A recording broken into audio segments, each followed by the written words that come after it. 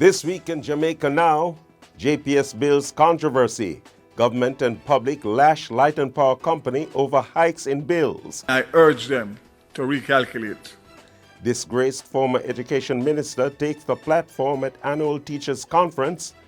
CXC mathematics and English passes decline in 2024 and 2 men charged over the Churchery Lane massacre.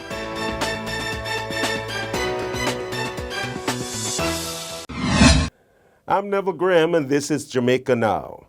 The Office of Utilities Regulation, OUR, says it's investigating JPS's billing practices as controversy erupts over hikes for July. These are the first bills since the passage of Hurricane Beryl on July 3. Dozens of customers have complained about a significant increase in bills. JPS says bills climbed because of a higher fuel charge over its use of the more expensive automotive diesel oil when one of its LNG suppliers turned off their system to prepare for the hurricane. The company also said there were foreign exchange factors. But at a news conference on August 21, Energy Minister Darrell Vaz says he did not accept JPS's explanation, especially because the government waived more than 90% of a special tax on oil at the request of JPS, and oil was only used for 5 days. Our in-house calculations have revealed that there are discrepancies with the calculations being represented in the several JPS bills.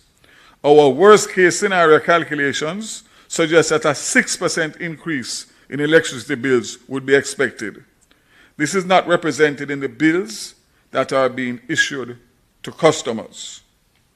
JPS has stated that 2 factors have accounted for the increased bills being received by their customers: fuel cost and exchange rate. The average increase in the fuel rate on electricity bills between April 24 and July 24 was $1.28 per kilowatt hour. The increase in the fuel rate on electricity bills for August 24 is $7.83 per kilowatt hour. The fuel rate increased by 32% between July and August, up from an average increase of 4% between April and July.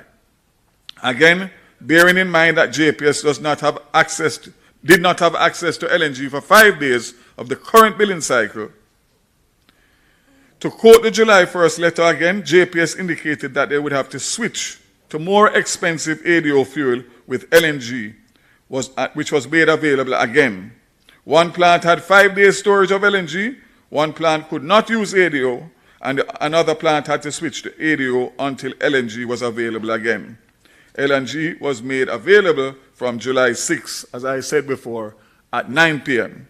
For this reason, I reject the assertion given by JPS that the cost of ADO fuel is the reason for the increased bills being sent to Jamaicans, and I urge them to recalculate. The tax concession to JPS to use diesel oil amounted to approximately $400 million. Opposition spokesman on energy Philip Paulwell has also urged the JPS to review the bills.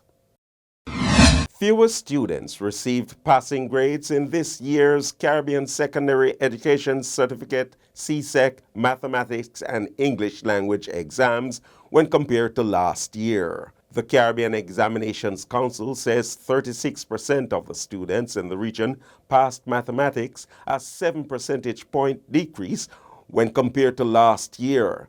About 76% of the students passed English language, a 2 percentage points decrease over 2023. And there were consistently high pass rates in the core subjects of the Caribbean Advanced Proficiency Examinations, CAPE. Some 95% of students received passing grades in Caribbean Studies, representing a 2 percentage point decrease over last year. At the same time, 95% of the students who sat Communication Studies received passing grades, a 3 percentage point increase compared to last year. Meanwhile, Tensions erupted at this week's Jamaica Teachers Association's JTA annual conference between outgoing President Leighton Johnson and the organization's president-elect for 2025, Mark Malava. The issue stemmed from discussions about past President LaSonia Harrison's pending lawsuit against the association. It would be remiss of me if I were not to say that we as an executive of the association are quite concerned with the actions where members sue the JTA and force us to choose to bring such actions against the association, forcing us to expend funds from the association to defend. Litigation is a costly process, ladies and gentlemen. The funds to defend these claims ultimately come from members' contributions. The more we have to spend on defending claims of this nature, the JTA lessens the funds the JTA has at its disposal to do more for members and their benefits. We have tried our best in the past not to recover costs. If it is that someone has brought a matter to the legal matter with respect to this, there is no need to seek to color it in the way that it is being colored.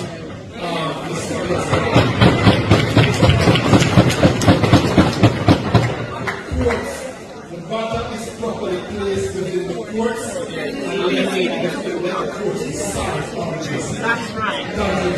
Meanwhile, disgraced former Education Minister Ruel Reid's presence at the JTA's conference garnered widespread attention. Reid, a former JTA president who is currently battling corruption charges, sat on the platform with other past presidents during the installation of Dr. Mark Smith as president. He was also seen greeting current Education Minister Favour Williams, but he did not address the conference or speak with the media. 2 men have been charged with the murder of 8 persons in the Cherry Tree Lane massacre in Clarendon. 9 persons were shot and injured. 28-year-old Duchesne Snowman Smalling and 32-year-old Leighton White were remanded following their appearance before the Kingston and St. Andrew Parish Court on Wednesday. Smalling had initially turned himself in and was cleared, but after he pushed for something in writing, he was later charged. The matter is to be transferred to the High Court, and they are to reappear in court on September 16. And a brutal attack at a wake in Codger Hill at St. Catherine early Wednesday morning has left 1 man dead and 8 others injured. The wake was being held in honor of the late grandmother of entertainer Christopher Martin when 2 gunmen struck. The deceased has been identified as 34-year-old O'Neill Spencer of Point Hill. He initially escaped the first round of gunfire, but as he attempted to leave his hiding spot and make his way home, he was ambushed and fatally shot. Spencer was pronounced dead at hospital.